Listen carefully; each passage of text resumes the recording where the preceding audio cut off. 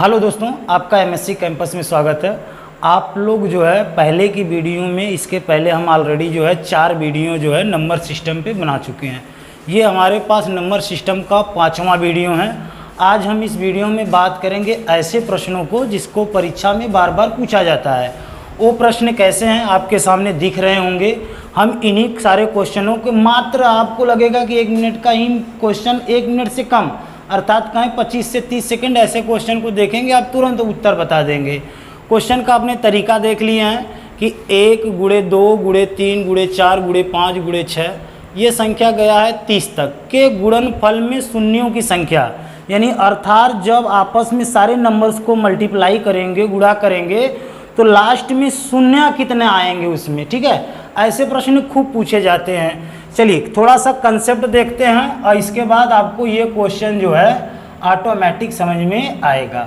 चलो, ये तो नंबर 30 तक गया है, कहीं 80 तक गया है, यहाँ पर 500 तक गया है, यहाँ पे तो नंबर ही 2 4 6 आ गया है, 100 तक गया है, यहाँ स्क्वायर करके गया है। तो सारे क्वेश्चन को बस आप देखते रहिए। थोड़ा सा छोटा सा कंसेप्ट है, आपको नोट डाउन में आपको ये दिमाग में रखना है। देखो, शून्य कब प्राप्त होंगे? जब नंबर में 2 और 5 होंगे, तब बस शून्य का उत्पत्ति होगा, ऐसे नहीं शून्य का उत्पत्ति होगा। ठीक है, तो 2 और 5 होना बहुत ज़रूरी होता है। किसके लिए?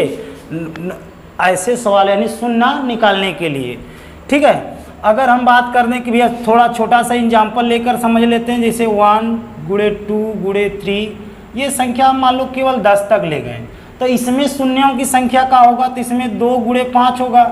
1 है तो आपको यहाँ से मिल जाएगा 10 ना, और 1 है 10 वाला हो जाएगा। अर्थात हम कह दें कि शून्य कितनी बार आएगा, तो आप बताएंगे सर जी 2 बार आता है। शून्य कितनी बार आएगा? 2 बार आएगा। अब ट्रिक हमारा क्या है? इसी में ट्रिक भी छुपा है। और ट्रिक क्या ये है कि 10 है, तो अर्थात आप 10 कह सकते हैं कि 10 तक गया है संख्या, तो 10 में 5 का भाग दे दिए, जो आ गया वही का हो गया, आंसर हो गया। ठीक है, केवल नॉर्मल सा चीज़ है। चलो क्वेश्चन को स्टार्ट करते हैं। आप कंसेप्ट समझ में आ गया होगा कि आपको जहाँ तक नंबर्स गए हैं उसमें हमें क्या करना है? 10 का भाग लगा देना है, वही आपका उत्तर हो जाएगा। चलो स्टार्ट करते हैं। पहला क्वेश्चन बताइए, ये कहाँ तक गया है? 1 2 3 5 यहाँ तक गया, 29 30 तक गया है। तो आपको क्या करना होगा बताइए? 30 में 5 का भाग लगाएंगे, 5 छक्का 30। देखो ये केवल 2 ही बार क्यों गया? क्योंकि आपको जो है इसमें 5 से कम आ गया, यहाँ 5 से ज़्यादा आ गया है, तो आप 6 में 1 बार और 5 का भाग लगाएंगे, 5 एक कम 5, 1 बार गया। ठीक है, तो अर्थात हम इन दोनों को जोड़ देंगे तो उत्तर का आ जाएगा 7। समझ गए होंगे तरीका? आपको एक बार फिर से बता देते हैं। अगले क्वेश्चन पहले बताओ, इसका 5 अच्छा 1 7, यानी इसका आंसर आपके पास कितना आएगा? 7 आएगा। यानी इसमें गुणनफल में शून्यों की संख्या कितना होगा? 7। ठीक है, आई होप समझ गए होंगे। चलिए अब दूसरा पे बात करते हैं। बताइए, यही तरीका है, बस संख्या कहाँ तक गई है? 80 तक गई है, तो इधर ही लगा लेते हैं। बताइए 80 में हम किसका भाग देंगे? 5 का। कितना आएगा? 16 × 5 = 80, 16 बार। और फिर 16 में हम कौ का भाग देंगे? 5 का। 5 × 3 = 15। ये बताओ, समझ में आ गया? अब यहाँ 3 आ गया, 3 तो छोटी संख्या हो गई, तो 5 से जो बड़ी संख्या होगी बस हम उसी पे चर्चा करेंगे। 16 3 कितना हो गया? 19।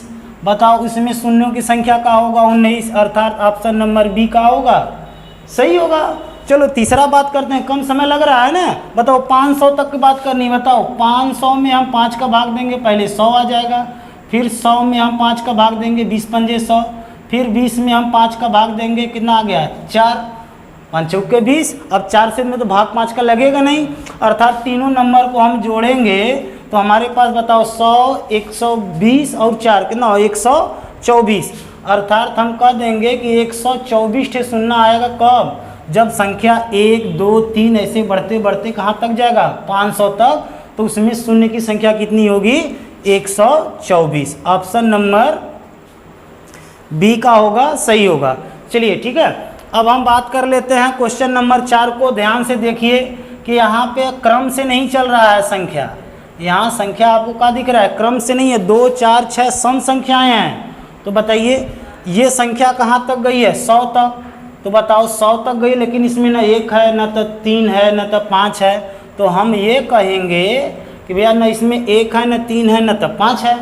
तो हम ये कहेंगे इसमें 50 ठे सम होंगे, 50 ठे का होंगे विषम। तो संख्या इसमें टोटल क ठे बना होगा? 50 ठे बना होगा। ठीक है, घबराने की बात नहीं है। बताओ 50 ठे बन गया, 50 में 5 का भाग दीजिए, कितना आ जाएगा? 10। फिर 10 में आप का भाग देंगे? 5 का 2 आ गया। इन दोनों को आप जोड़ दीजिए, 10 2 12। आप देख रहे हैं ऑप्शन कोई दिख रहा है? ऑप्शन नंबर बी का होगा, सही होगा। ठीक है, यानी इसमें शून्यों की संख्या का होगा? 100 होगा। अगर यही संख्या 2 4 6 यानी सम संख्या गई होती कहाँ तक? 200 तक, तो आप 200 में 5 का भाग देते, फिर जो बचता है यहाँ पे उसमें 5 का भाग देते। और कब तक भाग देते? जब संख्या 5 से का हो जाए, छोटी हो जाए। ठीक है, 5 से का हो जाएगा, छोटी हो जाएगा, तो जोड़ नहीं बन पाएगा, यानी इसमें भाग ही नहीं जा पाएगा। अब आपस में आप जोड़ देंगे तो क्या बन जाएगा? उत्तर बन जाएगा। क्योंकि इसके जो शुरुआती जो 3 ठे प्रश्न थे, यहाँ पे हम ऑलरेडी जो है पहले से एक ही क्वेश्चन टाइप था, लेकिन अब क्वेश्चन का टाइप हम बदल दे रहे हैं। ठीक है, ये टाइप फर्स्ट था, इसी में सेकेंड हो गया, यानी सम संख्याओं का आपस में गुणा करेंगे। तो तरीका यही है। अब बताओ, अब हम बात कर लेते हैं किसकी? क्वेश्चन नंबर 5 का। क्वेश्चन नंबर 5 में क्या बोला है कि 1 × 3 × 5 × 7 डैश डैश डैश 99 के गुणनफल में शून्यों की संख्या। अब बताओ, यहाँ तो सब विषम है ना। तो बताओ, हमने पहले ही जब चर्चा किया तब कहें जब से 2 और 5 नहीं रहेंगे, इस संख्या में तो 5 है, लेकिन कहीं भी आपको 2 तो मिलेगा ही नहीं, तो शून्य बनेगा नहीं। और जब शून्य नहीं बनेगा तो हम कह सकते हैं कि इसमें एक भी जो है शून्य की संख्या नहीं होगी ना, शून्य एक भी नहीं होंगे। क्यों? क्योंकि ये विषम संख्या है। 99 तक गया है, 101 आ जाता, यानी कहीं भी किसी भी कंडीशन में आपको 2 मिलेगा ही नहीं। और 2 रहता और 5 रहता तो एक ही शून्य उत्पन्न करता। तो बताओ 2 की ही नहीं मिलेगा, अर्थात इसका हम क्या कहेंगे? जब भी विषम संख्या इस तरह आपको दिख रहा है तो हम कहेंगे इसमें एक भी शून्य उत्पन्न नहीं होगा, अर्थात न तो 12 होगा, न 10 न 8। इसमें हम क्या कहेंगे? नॉट, यानी इनमें से कोई नहीं, अर्थात इनमें शून्य की संख्या ही नहीं होगी। ठीक है, चलिए 1 का स्क्वायर। अब देखो, ये वाला स्क्वायर के रूप में रहेगा तब क्या करेंगे? अब बताइए, स्क्वायर के रूप में वो और आसान है। स्क्वायर के रूप में 30 तक गया है, हो सकता है 100 तक जाए, हो सकता है 500 तक जाए। ठीक है, वो कुछ भी हो सकता है, नंबर्स हैं। अब बहुत आसान है, 30 तक गया है, आप क्या करिए? 30 आप एक पल भर के लिए छोड़ दीजिए माइंड में, क्या छोड़ना है? कि स्क्वायर है, बस ये समझिए कि कहाँ तक गया है? 30 तक। और जब 30 तक गया है, 30 में आप का भाग देंगे? 5 का, 5 छक्के 30। अब बताओ 6 में भी तो लग जाएगा भाग, 6/5, यानी कहने का मतलब क्या हो गया? एक बार ये भी जाएगा, अर्थात हम कहेंगे कि कितना हो गया? 6 1 7। लेकिन ये क्या है? ये तो केवल अगर स्क्वायर नहीं होता तब उत्तर होता ना। अब स्क्वायर जब जब लगा है तो कुछ नहीं करना है, कुछ भी नहीं करना है, केवल स्क्वायर लगा है तो 2 का गुणा कर दो, 7 दूनी 14।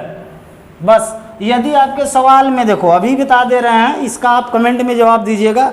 अगर स्क्वायर लगे हैं तो आपको शून्यों की संख्या ऐसे निकालना है जैसे ये नॉर्मल निकले। स्क्वायर लगे हैं तो गुणा 2 का करेंगे। अगर घाते 3 लगा है, सभी नंबर्स पे 3 3 3 3 रहा होता तो आप मल्टीप्लाई किसका करते? 3 का। तो इसी में अगर घाते 1 का क्यूब, 2 का क्यूब, ऐसे क्यूब में रहता तो आप गुणा का करते? 7 3 21, क्योंकि 3 का गुणा करना पड़ता होगा। ठीक है, चलिए एक क्वेश्चन आपके पास लिख रहे हैं, इसका जवाब आप जो है कमेंट में दीजिएगा। ठीक है, ये संख्या लिख रहे हैं 1 का क्यूब गुणे 2 का क्यूब गुणे 3 का क्यूब, और ये चला जाता है कहाँ तक जाएगा भैया? ये हम 50 का क्यूब तक ले जाते हैं। ठीक है, में शून्यों की संख्या निकालनी है, शून्यों की संख्या। इसका जवाब आप कमेंट में दे देंगे, आप बहुत जल्द ही दे देंगे। एक बार दे देंगे तो हमें ये संतुष्टि होगा कि कितने जो है लोग इससे लाभान्वित हो रहे हैं, जिसको मतलब ये बात समझ में आ रही है। ठीक है, तो आपको ये वीडियो ज़रूर अच्छा लगा होगा, कम समय में कैसे शून्य की संख्या निकालते हैं। तो वीडियो अच्छा लगा होगा तो अपने मित्र के साथ भी थोड़ा शेयर करिए और वीडियो को लाइक भी करिए। ठीक है, वीडियो देखने के लिए धन्यवाद।